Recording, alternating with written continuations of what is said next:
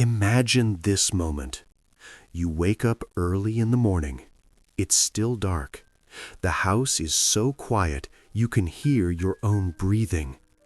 You stare at the ceiling and suddenly feel something strange. Not fear, not pain, emptiness. Like something important is already gone, but you can't quite understand what it is yet.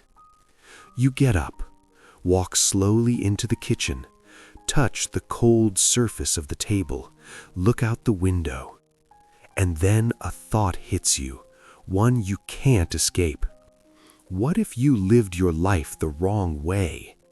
Not because of one big mistake, not because of tragedy, but because of hundreds of small decisions that felt completely normal at the time. And here's the scary part. Most people never notice the moment when everything starts going wrong. They just live. They rush. They work. They plan. And they don't realize they're slowly walking into a trap they built themselves. And almost always, it comes down to 3 mistakes. The first mistake, I'll start living later. Mark remembered something from his childhood. He was 10 years old, standing outside watching his dad fix an old car. The sun was warm. Everything felt simple, right.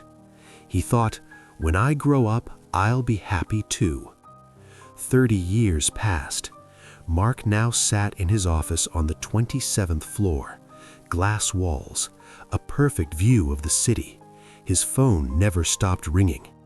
He had everything he once dreamed of, but somehow he felt nothing. His days all looked the same. Alarm, coffee, commute, stress, exhaustion. He kept telling himself, just a little longer. I'm busy right now. It'll get better later. One evening, his wife, Sarah, asked quietly, Mark, do you remember the last time we just went for a walk together? He didn't. One day, his daughter left a note on the table. Dad, I miss you. When will you be home early? He read it and put it aside, because there was an important call. Years went by, and one evening he walked into the house, and something felt wrong. It was too quiet. His daughter had moved out. His wife had stopped waiting. And in that silence, Mark finally realized something terrifying. He had spent his whole life preparing to live, but never actually lived. And now, there was no way to get that time back.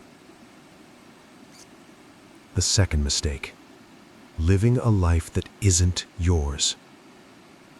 David was always the good one, a good son, a good student, a good career. His parents were proud. Our son is a doctor. But no one knew that deep down, he wanted something completely different. He loved music, not just listening, creating. Late at night, when everyone was asleep, he would write melodies, quietly, so no one would hear. But life had its own rules: college, debt, responsibility. So he told himself, that's just a dream, be realistic. 20 years later, David sat in his office at the hospital. White walls, cold lighting. A patient was talking to him, but he wasn't really listening. He stared into one point, feeling something inside him that had been gone for years. That evening, he came home and opened an old closet. Inside was his guitar, covered in dust. He picked it up, ran his fingers over the strings, and the sound felt unfamiliar, like it didn't belong to him anymore, like it belonged to someone he used to be. And that's when it hit him. He didn't just give up on a dream. He gave up on himself. And now, he had no idea how to go back. The third mistake, thinking there's still time. Anna was always busy, building her business, meetings, calls, flights. Her mom lived in another city. They didn't see each other often, but her mom always called. "Hey, sweetheart, how are you?" Anna would reply quickly, "I'm good, Mom. I'll call you later, okay?" But later never came, because something always felt more important. One day she got a message, short, cold. Her mom was in the hospital. Anna drove all night, her heart racing, like deep down she already knew. But she was too late. She walked into the room and saw an empty bed. On the nightstand, a phone with a missed call. The last one. And in that moment, her world collapsed. Because all those laters, all those "I'm busy's, all those "there's still time," turned out to be a lie. And nothing could fix it anymore. Here's the truth most people try to avoid. Life doesn't fall apart all at once. It breaks slowly, day by day, choice by choice. Until one day you wake up and realize you're not where you wanted to be, not with the people you wanted to be with, and not the person you wanted to become. But now, listen carefully.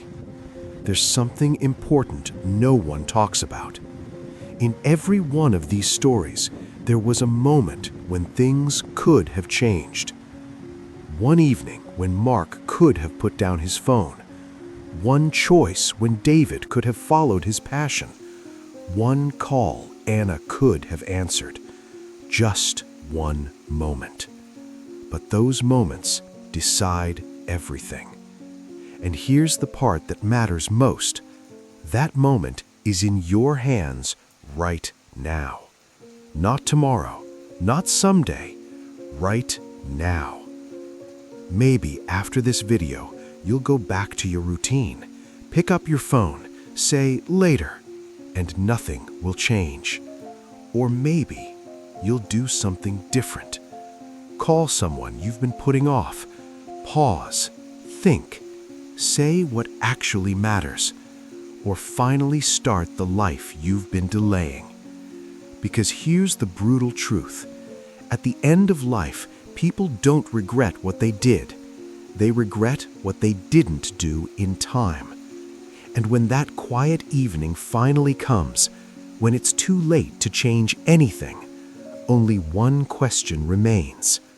Why didn't I start earlier? So before that moment finds you, stop and ask yourself honestly, are you really living or just slowly running out of time?